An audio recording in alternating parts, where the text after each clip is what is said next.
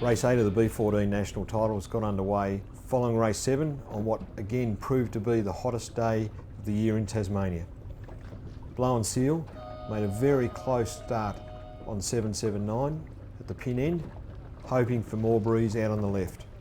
The filling sea breeze was hoped to come in to 10 to 12 knots, but unfortunately never got much above 6 to 8 knots. Winners of race 7 made the interesting decision to go right up the first beat, yet the rest of the fleet went left. Ultimately, it would not pay off for Richie and Lisa, putting them well down in the pack.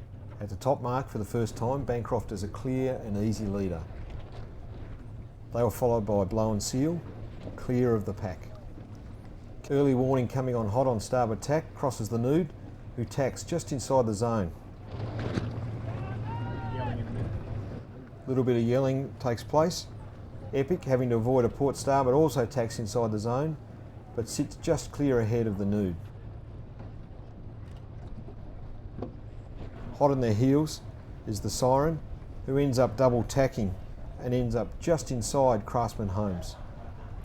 Clean Skin, having a pretty bad first beat, rounds behind the pack. At the bottom gate for the first time, Bancroft held a slender lead over Eleno, with Chris and Rani in a close battle with Adrian and Roscoe.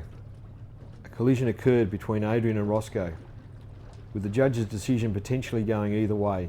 Roscoe took the honourable way out and took a penalty turn. There was 3 of us came in 3 wide for the rounding.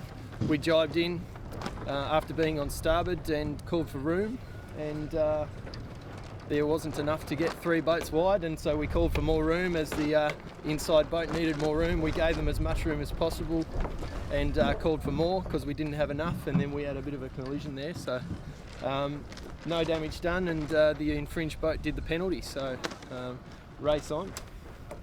At the bottom gate for the second time, Bancroft led Laneson by nearly 2 minutes.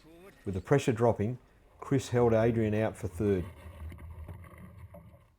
Nick and Mike sailing the Siren dropped their kite well to lead a close pack of boats, including the Phantom, the Hitcher, Bondi Tram, Epic, and a much faster Orica Blush, followed by the Yellow Bone.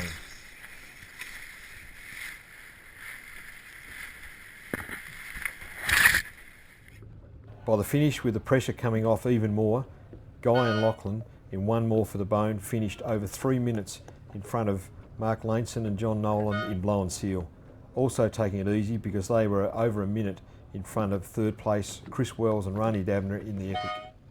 Crossing the line in fourth place was Adrian and Claire in Craftsman Homes. Another good day from the leading Tasmanians. In what turned out to be one of the most interesting finishes of the day, the Nude and Siren were in a close jibing battle, both the crews bow walking. Siren can be seen trying to pull off what appeared to be a roll jibe, and then they pulled out of it. We're coming up underneath us, so they were always going to sail into our wind shadow, so they have to jibe away. And also, just at that time, there was bizarrely a set of a chop or something, so it sort of slowed us both down, but seeing as they were mid-jibe, it was probably a bit worse for them as well. Yeah, we were going very square. I was thinking we might hit the start of the boat. Clean Skin, with Kelvin and Amy on board, finished less than 8 seconds in front of Steve and Earl in the Phantom. The Hitcher, with Robbie and Dave on board, struggling in the light airs, finished 9th. Bondi Tram, still coming to terms with their great performance in race 7, struggled to hold it together in race 8, ultimately finishing 8th. The Yellow Bone, still having a great race, finished in 10th. With both crews on Orica Blush and Early Warning enjoying the light foredeck conditions, they finished respectively in 12th and 13th. Oh yeah, really pleased with that one. We got a second in that last race, out of the blocks really well and held our second position all the way around, so we were really pleased with that. In that light weather, we didn't expect that at all, so just worked the shifts and the pressure and hung in there, so we were very happy. The conditions obviously suited us today and had plenty of boat speed. Obviously we're a bit out of practice and pretty weak on the tactics and strategics of racing, but had lots of boat speed and managed to secure 2/3, so we're very, very happy. We were pleased with our performance. We got about 11 and 10 and no capsizes, no gear failure, so we're pretty happy with that.